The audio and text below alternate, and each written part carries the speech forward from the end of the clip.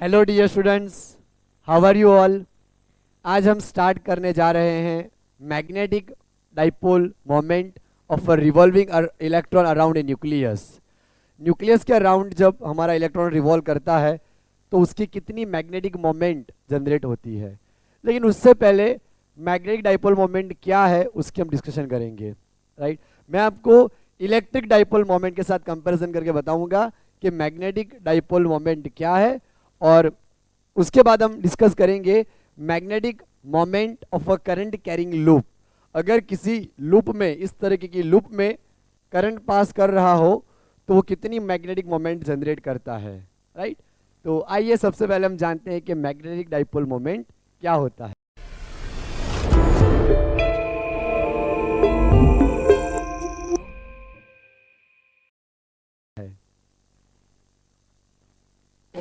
पहले मैं टाइटल लगाऊंगा मैग्नेटिक डाइपोल मोमेंट।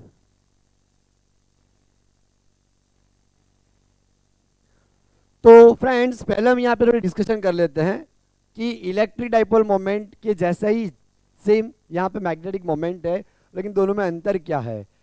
जब हमने चैप्टर नंबर 1 में इलेक्ट्रिक डाइपोल मोमेंट पढ़ा था, इलेक्ट्रिक डाइपोल मोमेंट, उसी तरह से हम यहाँ पे डिस्कस करेंगे magnetic dipole moment. Magnetic dipole moment को अक्सर मैग्नेटिक डाइपोल मोमेंट हर बार ना बोल के सिर्फ मैग्नेटिक मोमेंट बोलो तो भी चलेगा, मैग्नेटिक मोमेंट। राइट, अब देखो इलेक्ट्रिक डाइपोल मोमेंट में हमने पढ़ा था कि एक चार्ज हमारा पॉजिटिव रहता है और एक चार्ज नेगेटिव रहता है। दोनों के बीच की जो दूरी है वो हमने ट्वाइस एल ली थी, ट्वाइस ए, यहाँ पे ए, यहाँ पे ए। राइट, आप एल ले लो तो एल और एल, यानी कि दोनों के बीच का डिस्टेंस ट्वाइस ए आ रहा था। राइट, तो डाइपोल मोमेंट को हम रिप्रेजेंट करा करते थे, इलेक्ट्रिक डाइपोल मोमेंट को पी से। Vector P is equal to twice A Q. इस तरह से हम इलेक्ट्रिक डाइपोल मोमेंट को रिप्रेजेंट करते थे। Right, P is equal to twice A Q, दोनों में से किसी भी एक चार्ज का मैग्नीट्यूड और दोनों के बीच का vector distance, axial distance, twice a. Right, तो ये हमारी होती थी इलेक्ट्रिक डाइपोल मोमेंट। उसका यूनिट हुआ करता था कूलम इनटू मीटर, और उसकी डायरेक्शन आती थी, जब हमने चैप्टर 1 में पढ़ा था, माइनस से plus, negative to positive, negative charge to positive charge. तो ये आपको हमने एक बार वापस रिवाइज कराया कि किस तरह से हमने चैप्टर 1 में ये पढ़ा था। लेकिन अभी चैप्टर नंबर 4 में हम डिस्कशन कर रहे हैं मैग्नेटिक डाइपोल मोमेंट, या आप बोलो मैग्नेटिक मोमेंट। तो जिस तरह से हमारा बार मैग्नेट हम कंसिडर करते हैं, ये हमारा एक बार मैग्नेट है। बार मैग्नेट में ये हमारा नॉर्थ पोल मान लो आप, ये साउथ पोल मान लो। तो इसमें जो उसकी लेंथ है, यहां पे आप ओरिजिन ओ पॉइंट मान लेते हैं हम, तो ये एल रहेगी और ये एल रहेगी। राइट, तो ये जो लेंथ है अपनी टोटल ट्वाइस एल मान लेंगे। तो डाइपोल मोमेंट को हम डिफाइन कर पाएंगे, डाइपोल मोमेंट को हम इंडिकेट करेंगे कैपिटल एम से। यहाँ पे M is equal to, okay, जिस तरह से फ्रेंड्स इसमें हमारे जो पोल होते हैं, पोल डाइपोल, दो पोल है, उसमें एक पॉजिटिव चार्ज होता है, एक नेगेटिव। लेकिन मैग्नेटिक मोमेंट में नॉर्थ पोल और साउथ पोल होते हैं, तो उसको बोला जाता है उसकी पोल स्ट्रेंथ। क्या बोला जाता है? पोल स्ट्रेंथ या फिर मैग्नेटिक स्ट्रेंथ। राइट, तो यहाँ पे दो हमारी पोल स्ट्रेंथ रहेगी, एक एन और एक S. There are two pole strength. एक पोल स्ट्रेंथ हमारी रहेगी नॉर्थ पोल, दूसरी हमारी रहेगी साउथ पोल। तो इस तरह से यहाँ पे पोल स्ट्रेंथ रहती है जो कि मैग्नेटिक फील्ड को बाहर निकालती है, जनरेट करती है। राइट, अंदर छोटे छोटे डाइपोल होंगे वो जनरेट करेंगे। राइट, तो एन में से मैग्नेटिक फील्ड बाहर निकलेगा, तो पोल स्ट्रेंथ बोलेंगे उसको हम। तो दो में से किसी भी एक का पोल स्ट्रेंथ, राइट, तो उसको हम यहाँ पे रिप्रेजेंट करेंगे स्मॉल एम से। राइट, बहुत सारी आपको जो बुक है उनमें क्यू एम लिख के मिल जाएगा। क्यू एम, यहाँ पे चार्ज क्यू रहता है, इलेक्ट्रिक चार्ज, यहाँ पे मैग्नेटिक चार्ज करके क्यू एम लिखा रहता है। लेकिन हम यहाँ डिफाइन करेंगे पोल स्ट्रेंथ को एम से, और दोनों के बीच का डिस्टेंस हमारा रहेगा यहाँ पे ट्वाइस एल, वेक्टर फॉर्म में twice L, axial distance right, यहाँ से यहाँ तक का, तो ट्वाइस एल इस तरह से हमारा आ जाएगा। ओके, तो ये हमारी हो गई magnetic moment, m is equal to small m into twice L. तो ये हमारा है पोल स्ट्रेंथ, पोल स्ट्रेंथ, और ये दोनों पोल के बीच का डिस्टेंस, डिस्टेंस डिस्प्लेसमेंट बोल देते हैं दोनों का, राइट, दोनों का डिस्टेंस डिस्प्लेसमेंट वेक्टर के फॉर्म में। अब वेक्टर के फॉर्म में हमने यहाँ पे इसलिए लिखा है क्योंकि ये वेक्टर क्वांटिटी क्यों है, एक्सियल वेक्टर है, it is a axial vector, it is an axial vector. तो इसकी जो डायरेक्शन होगी, इसकी डायरेक्शन हम लेंगे यहाँ पे नेगेटिव टू पॉजिटिव, यानी कि जिस तरह से यहाँ पे माइनस क्यू है, यहाँ पे माइनस एम, ये जो पोल स्ट्रेंथ है वो माइनस एम बिहेव करेगा, ये प्लस एम बिहेव करेगा। तो इसकी जो डायरेक्शन आएगी फ्रेंड्स, वो आएगी south pole to north pole, inside, अंदर की तरफ, साउथ टू नॉर्थ। जिस तरह से इलेक्ट्रिक डाइपोल में माइनस से प्लस होता है, उसी तरह से यहाँ पे हमारी जो डायरेक्शन रहेगी वो साउथ पोल से नॉर्थ पोल की तरफ रहेगी, south to north pole, inside. Okay, तो ये हमारी डायरेक्शन रहेगी मैग्नेटिक डाइपोल मोमेंट की, ऑलवेज साउथ से नॉर्थ, राइट। अब इसका जो यूनिट आएगा, इसका यूनिट, तो मान लो हमें इसका यूनिट निकालना है, तो यूनिट क्या आएगा इसका, मान लो हमें पोल स्ट्रेंथ का यूनिट निकालना है, तो m अपॉन 2l। अभी हम मैग्नेटिक डाइपोल मोमेंट की डेफिनेशन पढ़ेंगे। Magnetic dipole moment that is the product of current into area, current into area. तो मैग्नेटिक मोमेंट का यूनिट हमारा क्या आएगा, एम्पियर इनटू मीटर स्क्वायर। तो ये आपको याद रखना है, मैग्नेटिक मोमेंट एक वेक्टर क्वांटिटी है जिसका यूनिट आता है एम्पियर इनटू मीटर स्क्वायर।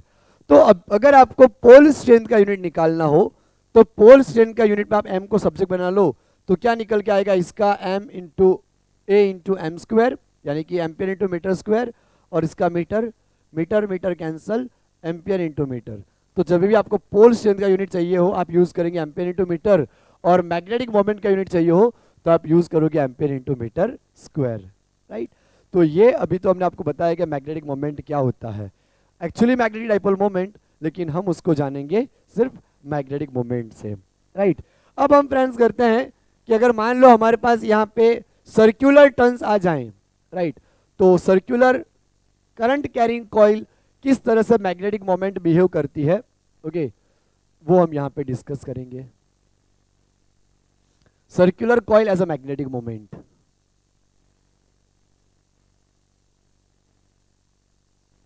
मैं यहाँ पे लिखूंगा current carrying coil as a magnetic moment, इसको भी मिटा देते हैं हम। करंट कैरिंग कॉइल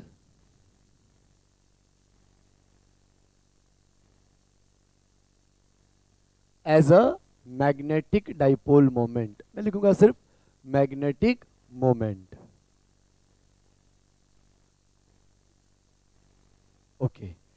हमारी कोई भी कॉइल जिसमें से करंट पास कर रहा हो, वो भी एक डाइपोल बिहेव करती है, right. Current carrying coil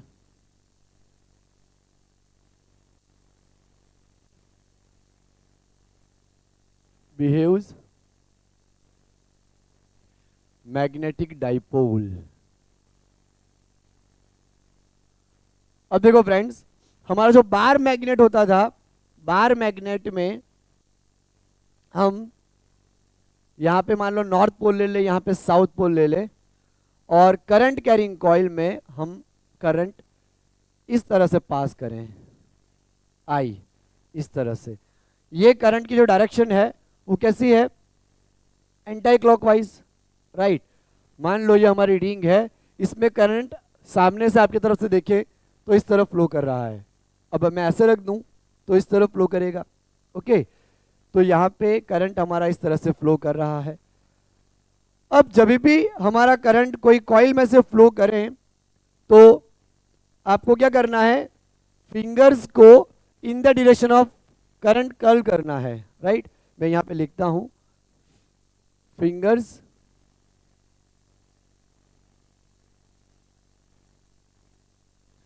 curling in the direction of current.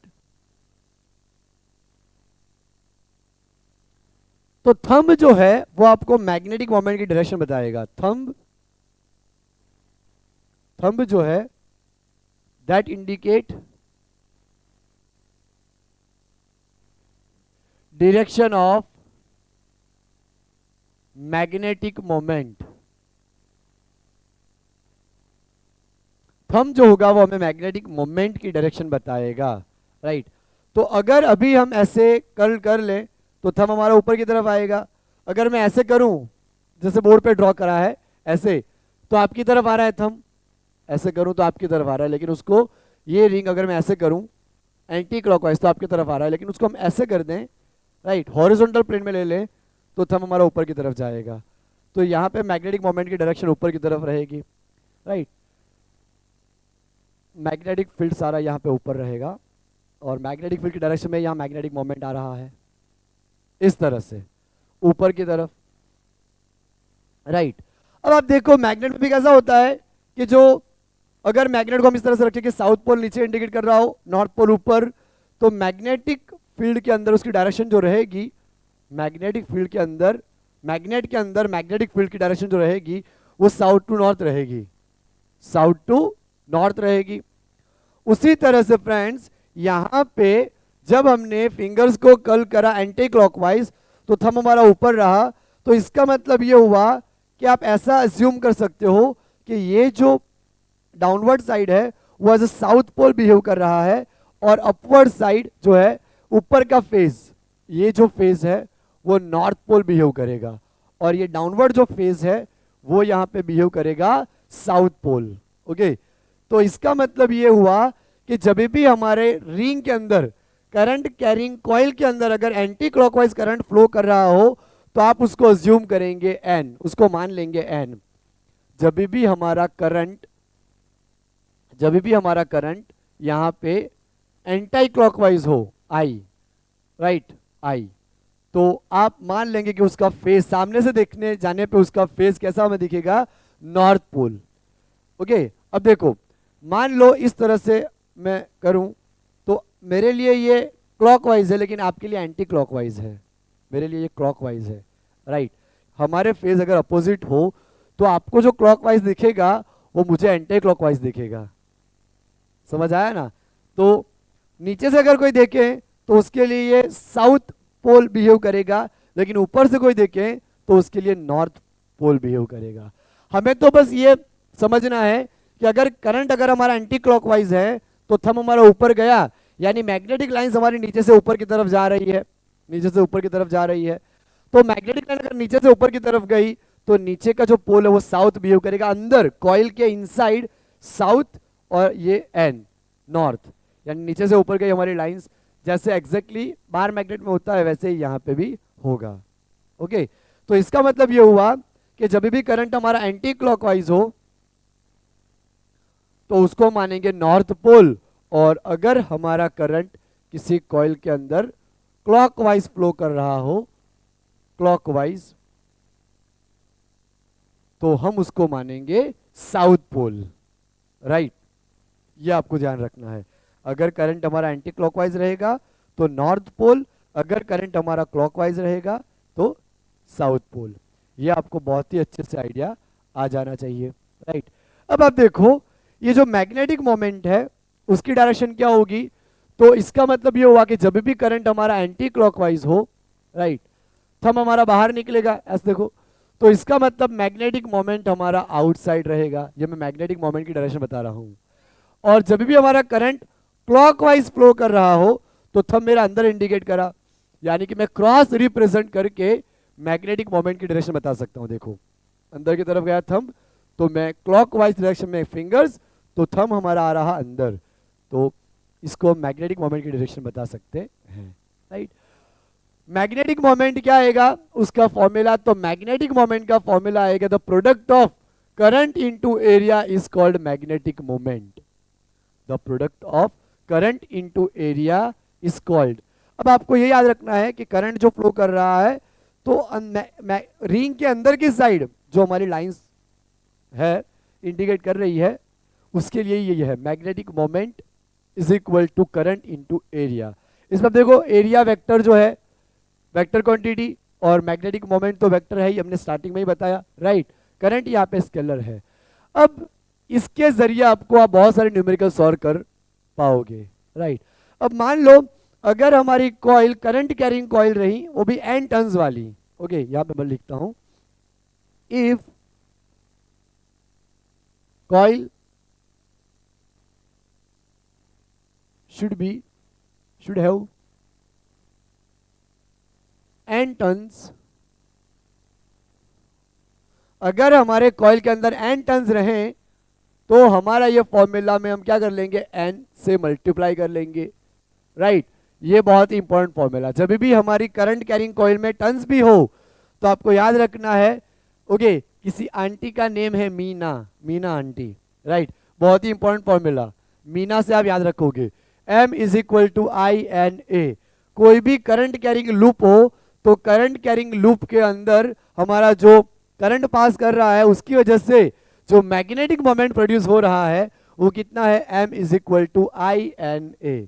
यह आपको याद रखना है, m is equal to I N A, उसमें a हमारा एरिया है, m हमारी magnetic moment, I N A, right.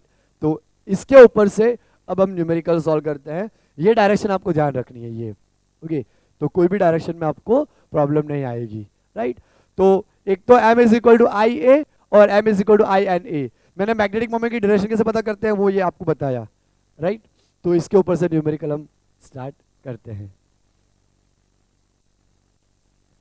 Friends यहाँ पे हमने 3 क्वेश्चन लिखे हैं।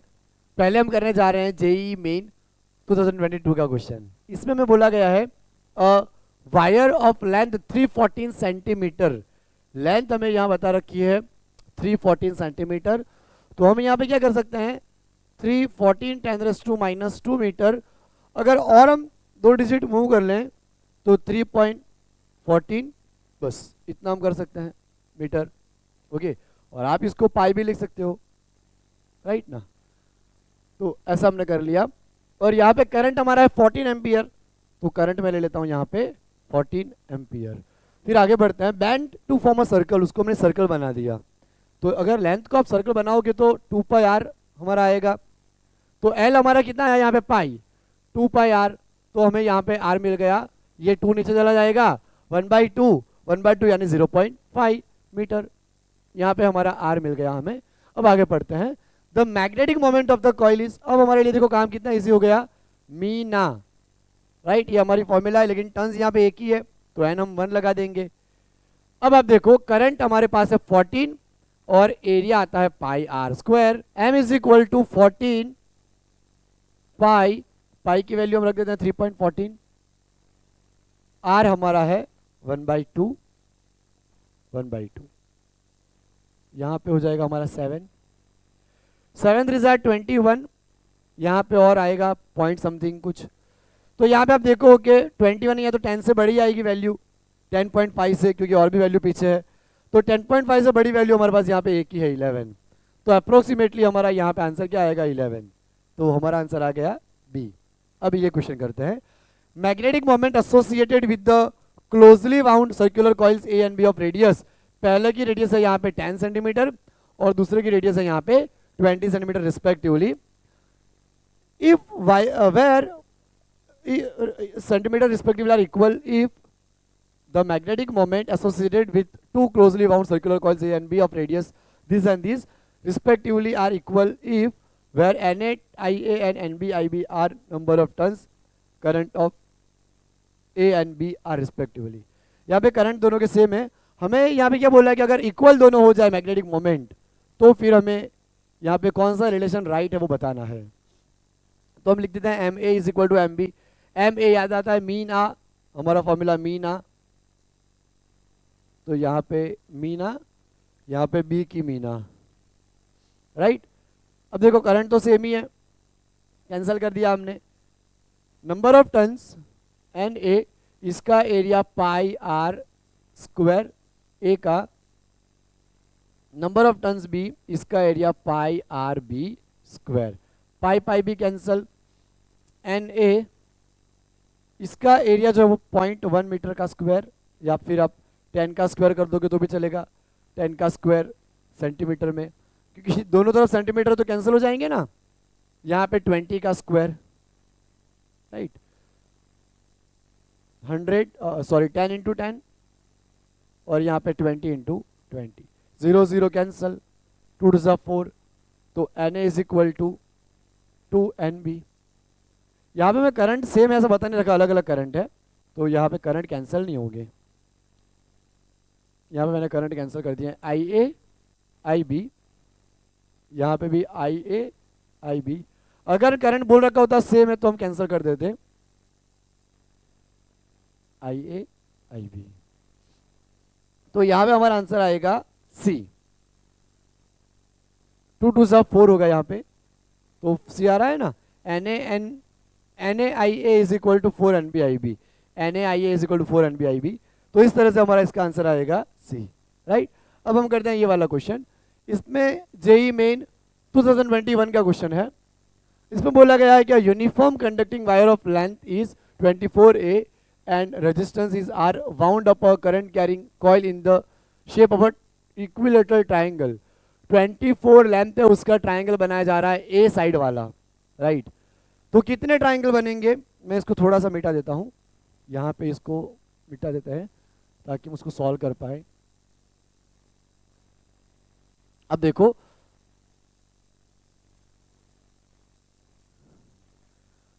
आप ट्राइंगल बनाओ तो ए 3A का यूज करके एक ट्राइंगल बनेगा, 3A साइड का यूज करके एक ट्राइंगल बनेगा, तो 24A साइड का यूज करके कितने ट्राइंगल बनेंगे, तो 24A into 1 divide by 3A, A cancel, sorry 24 8 8 is 24, यहाँ पे 8 ट्राइंगल बनेंगे, राइट। अब क्या बोला है, and then in the form of a square of side A the coil is connected to a voltage source V0, then in the form of square of side A, उसके बाद उसका square बनाया जा रहा है।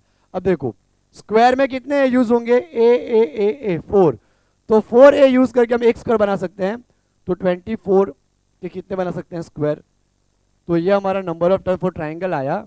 Number of turn for square find करते हैं, तो 24/4A कैंसल, 6 4 ज़ा, यानी NS हमारा आया यहाँ पे 6, NS हमारा कितना हो गया, 6 हो गया, right.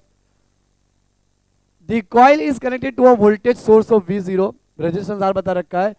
The ratio of magnetic moment of coil in case of equilateral triangle to that four square is 1:√y। Triangle से स्क्वायर का रेशियो मैग्नेटिक मोमेंट का 1:√y बता रखा है, राइट। तो पहला हम एक काम करते हैं, एरिया फाइंड कर लेते हैं दोनों का। एरिया फॉर स्क्वायर आएगा A square, area for triangle हमें यहाँ पे फाइंड करना पड़ेगा। तो देखो मान लो ये हमारा ट्राइंगल है ए साइड का, ए, ये भी ए, ये हमें निकालना पड़ेगा, राइट। तो पाइथागोरस हम ले लें, ये पूरा ए है, तो ये आधा कितना आएगा, इतना, a/2, राइट, ये हमारा a/2 होगा। पाइथागोरस अगर हम यूज करें यहाँ पे, तो ए स्क्वायर इज इक्वल टू क्या आएगा, x square plus a²/4, right. इसका स्क्वायर इज इक्वल टू इन दोनों के स्क्वायर। अब इसको हम यहाँ पे माइनस कर लेंगे, तो x square is equal to a² minus a²/4, 4 हमारा ऊपर आ जाएगा, तो 4a² minus a² divide by 4, तो x square is equal to 3a²/4, root निकालेंगे तो √3a/2, ये आ गया हमारा ये साइड। अब उसका एरिया आता है ट्राइंगल का 1/2 बेस इंटू अल्टीट्यूड, तो बेस हमारा कितना है a और अल्टीट्यूड हमारा कितना है √3/a, 2 2 ज़ा 4, यानी कि √3a²/4, ये हमारा यहाँ पे एरिया आ गया 80, √3a²/4, राइट। अब हम यहाँ पे करते हैं सॉल्व, फॉर्मूला लगा के। हमें दोनों की मैग्नेटिक मोमेंट लानी है, तो मैं इसको मिटा देता हूँ और यहाँ पे उसको सॉल्व करते हैं। Magnetic moment of triangle to that of square, तो पहले ट्राइंगल का हम लेंगे, ट्राइंगल का मैग्नेटिक मोमेंट अपॉन स्क्वायर का मैग्नेटिक मोमेंट, तो मीना हमारी फॉर्मूला आती है IA एन ए एरिया, यहाँ पे हम टी का पूरा सब कर रहे हैं, N S A S. Same current pass करा है तो करंट हमारा यहाँ पे कैंसिल हो जाएगा, राइट। अब देखो हमारे पास बाकी सब वैल्यू यहाँ पे बता रखी है, तो नंबर ऑफ टन्स हमारे पास यहाँ पे है, एन टी हमारे पास है 8, एम एन एस है हमारे पास 6, फिर एरिया हमारे पास है ए एस का स्क्वायर, सॉरी ए टी का √3/4 ए स्क्वायर, और यहाँ पे एरिया ए एस हमारे पास है ए स्क्वायर, स्क्वायर कैंसल, ये 4 2 8, यहाँ पे 3, √3/3 1/√3। अब हमें ये MT/MS बता रखा है क्वेश्चन में 1:√y। अगर हम दोनों तरफ स्क्वायर करेंगे, ये दोनों तरफ अगर हम स्क्वायर कर लें तो y हमारा आ जाएगा 3, यानी कि आंसर यहाँ पे आएगा हमारा A। तो ये हमारा आंसर आया। अब हम यहाँ पे स्टार्ट करते हैं कि अगर न्यूक्लियस के अराउंड में कोई इलेक्ट्रॉन रिवॉल्व कर रहा हो तो उसकी मैग्नेटिक मोमेंट कितनी जनरेट होती है, और उसके जरिए हम किस तरह से गायरोमैग्नेटिक रेशियो का इक्वेशन ला सकते हैं। दोस्तों अब हम करते हैं magnetic moment for revolving electron, right. Magnetic moment for revolving electron around nucleus. मान लो यहां पे एक न्यूक्लियस है, पॉजिटिव चार्ज है, और आर रेडियस पे एक इलेक्ट्रॉन हमारा मोशन कर रहा है इस तरह से, वेव वेलोसिटी से, राइट, मोशन कर रहा है। अब पॉजिटिव चार्ज न्यूक्लियस है हमारा यहाँ पे, यानी कि पॉजिटिव चार्ज है न्यूक्लियस है, उसके आर रेडियस के ऊपर एक ऑर्बिट में ये इलेक्ट्रॉन जो है वो मोशन कर रहा है। तो हमें यहाँ पे वापस हमने यहाँ पढ़ा कि कोई भी करंट कैरिंग लूप हो, वापस मैं याद दिलाता हूँ आपको, कोई भी करंट कैरिंग लूप हो तो उसकी मैग्नेटिक डाइपोल मोमेंट आएगी, राइट। करंट कैरिंग लूप एक मैग्नेट बिहेव करेगा, अभी हमने पढ़ा ना, कोई भी करंट कैरिंग लूप एक मैग्नेट बिहेव करता है। ये आपके दिमाग में बिठा लेना है, आपके मन मंदिर में बिठा लेना है कि कोई भी करंट कैरिंग लूप जो होगा वो एज अ मैग्नेट बिहेव करेगा, डाइपोल बिहेव करेगा, राइट। तो ये आपको बात समझ आई वापस। अब हम देखो आगे बढ़ते हैं। यहां पे हमारा जो इलेक्ट्रॉन है वो इस तरफ रिवॉल्व कर रहा है। अब ये आपको पता है कि इलेक्ट्रॉन जिस तरफ रिवॉल्व करते हैं करंट उसके अपोजिट होता है, यानी करंट के अपोजिट इलेक्ट्रॉन रिवॉल्व करते हैं। तो करंट यहाँ पे इस तरफ होगा हमारा I, राइट, ये करंट की डायरेक्शन है, करंट की डायरेक्शन क्लॉकवाइज है, करंट की डायरेक्शन क्लॉकवाइज, मैं यहाँ ऊपर लिख देता हूँ, करंट हमारा यहाँ पे क्लॉकवाइज है और इलेक्ट्रॉन यहाँ पे एंटी क्लॉकवाइज है। इस तरह से हमारी यहाँ पे मोशन हो रही है, क्योंकि हमें पता है कि करंट के अपोजिट इलेक्ट्रॉन मोशन करते हैं, यानी कि यहाँ पे मैग्नेटिक मोमेंट की जो डायरेक्शन आएगी, आप देखो इस तरफ है क्लॉकवाइज, करंट हमारा क्लॉकवाइज रहा है ना, तो क्लॉकवाइज में क्या आता है, इनसाइड, राइट। अगर इस तरह से देखें हम तो यहाँ पे अंदर की साइड जाएगी, राइट। तो मैग्नेटिक मोमेंट हमारा अंदर की साइड रहेगा। अब यहाँ पे हमें फॉर्मूला डिराइव करना है, तो देखो इलेक्ट्रिक करंट हमारा फॉर्मूला उसका रहता है चार्ज फ्लो अपॉन टाइम। तो क्योंकि यहाँ पे सर्कुलर मोशन हो रहा है तो इलेक्ट्रॉन हमारे कितने पास हो रहे हैं यहाँ पे पर यूनिट टाइम में, पर यूनिट टाइम में कितने इलेक्ट्रॉन पास हो रहे हैं, उसको कितना टाइम लग रहा है, तो वो हम यहाँ पे टाइम पीरियड से डिफाइन कर लेंगे। जो चार्ज हमारे यहाँ से मोशन कर रहे हैं पर यूनिट टाइम में, वो चार्ज वापस यहाँ पे कितने टाइम में आएंगे, तो जहाँ से स्टार्ट करते हैं और वापस उसी जगह पे आते हैं तो हमारा टाइम पीरियड कहलाएगा। तो इसका मतलब ये हुआ कि यहाँ पे जो चार्ज हमारा है, चार्ज वो इलेक्ट्रॉन है, और जो टाइम पीरियड लग रहा है वो हमारा टी है, time period T, okay. Time taken to revolve, complete to revolve one oscillation, time taken to complete one oscillation, okay. एक रिवॉल्व करने में, एक सर्कल पूरा रिवॉल्व करने में कितना टाइम लगा रहा है हमारा चार्ज, उसको बोलेंगे यहाँ पे टाइम पीरियड। अब टाइम पीरियड की डेफिनेशन आपको मैंने बताई, ये आपको पता है कि इसकी स्पीड कितनी होगी, तो स्पीड इज इक्वल टू हम यहाँ पे ले लेंगे डिस्टेंस अपन टाइम। तो स्पीड इसकी होगी v, कितना डिस्टेंस ये कवर कर रहा है, तो 2 पाई r, और टाइम इसको लग रहा है t। t को हम ले लेते हैं ऊपर 2 पाई r बाई वी। इसकी वैल्यू को हम रखेंगे इक्वेशन 1 में, substitute it in equation number 1। तो ये हमारा हो जाएगा I is equal to E upon 2 pi r upon V. V आ जाएगा हमारा ऊपर, तो EV upon 2 pi r। I हमें क्या मिल गया, EV अपॉन 2 पाई r। तो जब भी हमारा इलेक्ट्रॉन न्यूक्लियस के आसपास घूम रहा होता है पर्टिकुलर टाइम पीरियड में, तो उसका जो उसमें करंट जो प्रोड्यूस होता है वो क्या होता है, EV upon 2 pi r। Okay, अब हम अपना यहाँ पे मैग्नेटिक मोमेंट का फॉर्मूला लगाएंगे। तो as we know magnetic moment m is equal to I into A, ये हमारा फॉर्मूला आया I इंटू ए। जो I की वैल्यू है वो हमारी है EV अपॉन 2 पाई r, लेकिन जो एरिया है वो क्या आएगा यहाँ पे पाई r स्क्वायर। इसका जो एरिया होगा वो क्या आएगा हमारा पाई r स्क्वायर। तो अब यहाँ पे r से r कट जाएगा, पाई से पाई कट जाएगा, तो जो वैल्यू बची है वो हमारे पास क्या आई, 1/2 EVR, 1/2 EVR। तो ये आपको याद रखना है कि जब भी कोई इलेक्ट्रॉन सर्कुलर मोशन में रिवॉल्व करता है तो उसकी प्रोड्यूस होने वाली मैग्नेटिक मोमेंट क्या आती है, 1/2 EVR। ये हमारी मैग्नेटिक मोमेंट रहेगी 1/2 EVR, ये हमारी मैग्नेटिक मोमेंट रहेगी, राइट। अब फ्रेंड्स हमें यहाँ पे क्या करना है, तो मैं ऊपर नीचे इस इक्वेशन को मास ऑफ इलेक्ट्रॉन से मल्टीप्लाई करता हूं, राइट। तो m इज इक्वल टू ई, यहां पे मैं मास ऑफ इलेक्ट्रॉन से मल्टीप्लाई करा मैंने, तो डिवाइड भी करा, अगर मल्टीप्लाई करते तो डिवाइड भी करना पड़ता है। ऐसा मैंने क्यों करा, तो यहाँ पे आप देखो एंगुलर मोमेंटम आ गया। हमने 11th में डिटेल में एंगुलर मोमेंटम पढ़ा था। क्या होता है एंगुलर मोमेंटम, वापस आपको बता रहा हूं। एंगुलर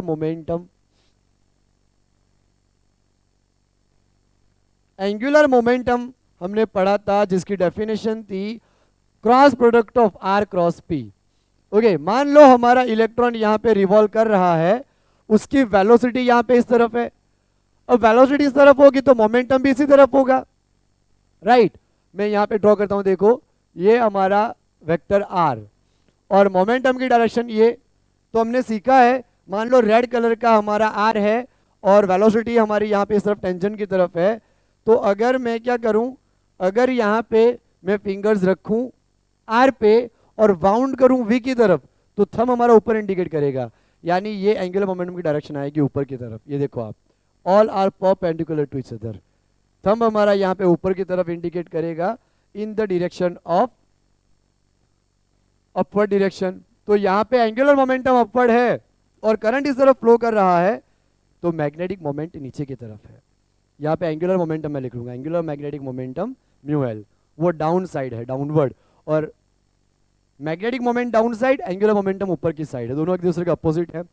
तो अगर हम क्रॉस यहाँ पे लगा हटा लें तो साइन 90 हो जाएगा, साइन 91, और पी हमारा आएगा एम वी इलेक्ट्रॉन का।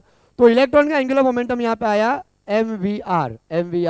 तो इसकी जगह हम रिप्लेस कर लेंगे एल को, तो M is equal to E upon 2 M E L, और मैग्नेटिक मोमेंट को हम यहाँ पे मैग्नेटिक एंगुलर मैग्नेटिक मोमेंटम लगा लेंगे म्यू एल। तो अब मैं म्यू एल लिखूंगा मैग्नेटिक मोमेंट को, तो E L upon 2 M E. Okay, अगर हम इसको वेक्टोरियल प्रेजेंटेशन दिखाएं, वेक्टर के फॉर्म में अगर हम इसको दिखाएं, तो मैग्नेटिक मोमेंट वेक्टर फॉर्म में माइनस आ जाएगा, angular momentum E upon 2 M ई।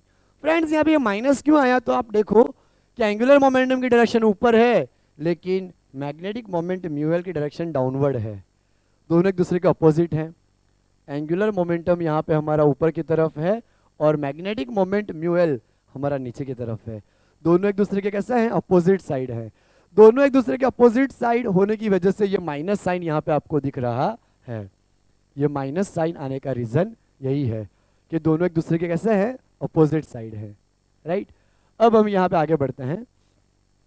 अब देखो कि वेक्टोरियल प्रेजेंटेशन हमने दिखा दिया। अगर मैं इस एल को नीचे ले आऊं तो ये हमारी एक स्पेशल क्वांटिटी बनती है मैग्नीट्यूड के फॉर्म में E/2me, राइट। इसको हम बोलते हैं गायरोमैग्नेटिक रेशियो। गायरोमैग्नेटिक रेशियो याद रखना फ्रेंड्स कि जब भी हमारा यहाँ पे चार्ज, इलेक्ट्रॉन का चार्ज अपन मास 2 टाइम मास आता है तो that is called gyromagnetic ratio. Okay, angular magnetic moment upon magnetic moment, magnetic moment upon angular momentum, magnetic moment upon angular momentum, उसका रेशियो जो आएगा E/2me, उसको हम गायरोमैग्नेटिक रेशियो बोलेंगे। अगर आप यहाँ पे इलेक्ट्रॉन का चार्ज रख दो -19 कूलम और मास ऑफ इलेक्ट्रॉन 9.11 10⁻³ kg रखो तो आपको ये रेशियो मिलेगा 8.8 10⁻10 कूलम पर किलोग्राम। इसका यूनिट यहाँ पे कूलम आएगा और m मास का किलोग्राम आएगा, तो आपको रेशियो मिलेगा 8.8 × 10⁻10 कूलम पर किलोग्राम। ये आपको यहाँ पे रेशियो मिलेगा। तो ये चीज़ आपको यहाँ पे समझ में आई होगी कि किस तरह से हमने इसको डिस्कस करा, राइट। ये हमारा गायरोमैग्नेटिक रेशियो आ गया। फ्रेंड्स अगर हम यहाँ पे it is for a hydrogen like atom, ये जो हमारा है वो किसके लिए है, हाइड्रोजन लाइक एटम के लिए, हाइड्रोजन लाइक एटम के लिए हमारा है। अगर इसके ऊपर हम जो हमारा बोहर मैग्नेटाइजेशन, बोहर मॉडल है, बोहर मॉडल का क्वांटाइजेशन रूल अप्लाई करें, बोहर मॉडल, अगर हम यहाँ पे बोहर की पोस्टुलेट अप्लाई करें, बोहर ने बताया था कि जो भी हमारा इलेक्ट्रॉन रिवॉल्व करता है उसका एंगुलर मोमेंटम h/2π के इंटीग्रल मल्टीपल में होता है, quantization, right. The electron revolving in a particular permissible orbit, the angular momentum of that electron is integral multiple of h/2π। हमारा इलेक्ट्रॉन जिस ऑर्बिट में उसको परमिशन मिली है रिवॉल्व करने की, उसमें रिवॉल्व करता है तो उसका एंगुलर मोमेंटम कितना आता है, h/2π के n इंटीग्रल में, n इंटीग्रल में आता है। और n की वैल्यू हमारी यह रहेगी 1 2 3 4, शेल अगर हम ले तो LMN, KLMN, इस तरह से हमारी शेल रहेगी, राइट। अब अगर हम इसी फॉर्मूला के अंदर, ये जो हमारा फॉर्मूला है इसके अंदर अगर L की वैल्यू यहाँ पे रख दें तो μL is equal to E/2me, ये L की वैल्यू अगर हम यहाँ पे रख दें तो NH/2π, ये वैल्यू हमें यहाँ पे मिल जाएगी, राइट। E/2me ब्रैकेट में NH/2π, ये वैल्यू हमें यहाँ पे मिल जाएगी। तो बोहर मॉडल का क्वांटाइजेशन रूल यहाँ पे हमने अप्लाई किया तो हमें एंगुलर मैग्नेटिक मोमेंट मिली NEH/4πme। अब फ्रेंड्स जब हम यहाँ पे पहली शेल में जो इलेक्ट्रॉन है उसका यहाँ पे अगर वैल्यू रखेंगे के शेल के लिए, अगर इलेक्ट्रॉन हमारी पहली शेल में है तो हमें उसकी एंगुलर मोमेंटम मिलेगी, राइट। तो एंगुलर मैग्नेटिक मोमेंट हमें जो मिलेगा, मैग्नेटिक मोमेंट यहाँ पे कितना मिलेगा, EH/4πme। तो ये मिनिमम रहेगा क्योंकि हमने 1 रखा है, तो इसकी जो वैल्यू मिलेगी that is the minimum value, वो वैल्यू हमारी मिनिमम होगी, राइट। जब भी हम यहाँ पे n = 1 रखेंगे के शेल के लिए तो हमें ये जो मैग्नेटिक मोमेंट मिलेगा, ये मैग्नेटिक मोमेंट हमें हमारा मिनिमम होगा, तो इसको हम बोलेंगे बोहर मैग्नेटॉन। याद रखना है, इसको हम क्या बोलेंगे, बोहर मैग्नेटॉन। ये बहुत ही स्पेशल वैल्यू है, ये मिनिमम वैल्यू है, ओके।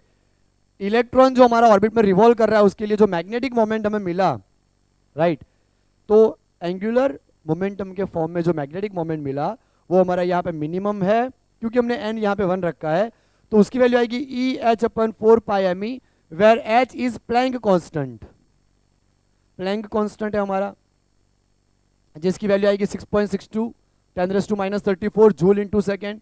बाकी तो आपको पता ही है charge of electron, mass of electron. तो अगर हम यहाँ पे E की me की वैल्यू रखें, h की वैल्यू में यहाँ पे लिखी है, ओके, और 4π सारी वैल्यू रख दें तो हमें वैल्यू मिलेगी 9.27 10⁻⁻24 एम्पियर इंटू मीटर स्क्वायर।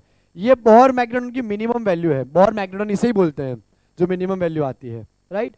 अब आप यहाँ पे एन की वैल्यू 2 लोगे तो सेकेंड शेल के लिए आपको मिल जाएगी वैल्यू, राइट। इस तरह से आप एन की वैल्यू ले सकते हो।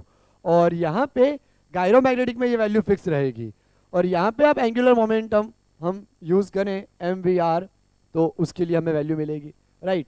तो गायरोमैग्नेटिक रेशियो और बोर मैग्नेटॉन में इतना डिफरेंस जो है वो मैंने आपको बताया।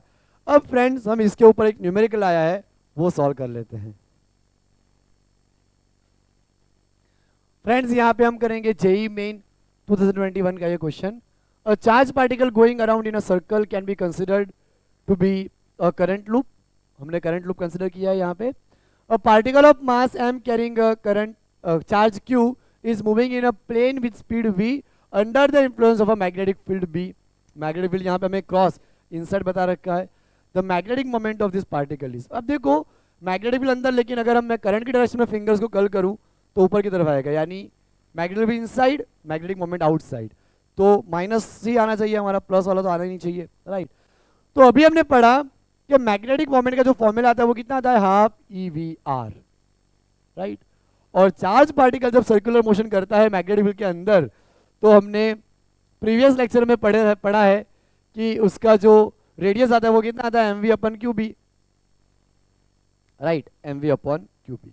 अगर हम इसकी वैल्यू यहाँ पे रख दें तो हाफ EVR की जगह पे हम रख दें mv, और चार्ज की जगह मैं रख दूं EB, E हमारा कैंसल, तो मैग्नेटिक मोमेंट हमारा आएगा mv²/2b, और दोनों की डायरेक्शन अपोजिट है तो माइनस यहाँ पे आएगा, और इन the form of vector, vector magnetic moment magnetic field की डायरेक्शन के अपोजिट आया है, इसलिए हम दोनों का रिलेशन लें तो माइनस में आएगा। यहाँ पे वेक्टर b हमारा जो होगा वो वेक्टर b/मैग्नीट्यूड ऑफ b रहेगा। तो अगर उस यूनिट वेक्टर मैग्नेटिक फील्ड का यूनिट वेक्टर b कैप है तो उसका अगर हम वैल्यू लगा दें तो वेक्टर b/b, तो मैग्नेटिक मोमेंट यहाँ पे हमारा आएगा -mv²/2b, b कैप हमारा रहेगा vector b/b, b into b square, तो -mv²b/2b²। तो ये वाला ऑप्शन हमारा कौन सा है, -mv²b/2b, ये डी इज हमारा करेक्ट आंसर, राइट। तो फ्रेंड्स नेक्स्ट लेक्चर में हम बात करेंगे अगर करंट कैरिंग कॉइल हो, रेक्टेंगुलर कॉइल मैग्नेटिक फील्ड के अंदर, तो उसके ऊपर कितना टॉर्क लगता है, उसकी मैग्नेटिक मोमेंट हम किस तरह से निकाल सकते हैं, राइट। तो तब तक आप अपना बहुत ख्याल रखिएगा और हम मिलेंगे नेक्स्ट लेक्चर में। Bye everyone.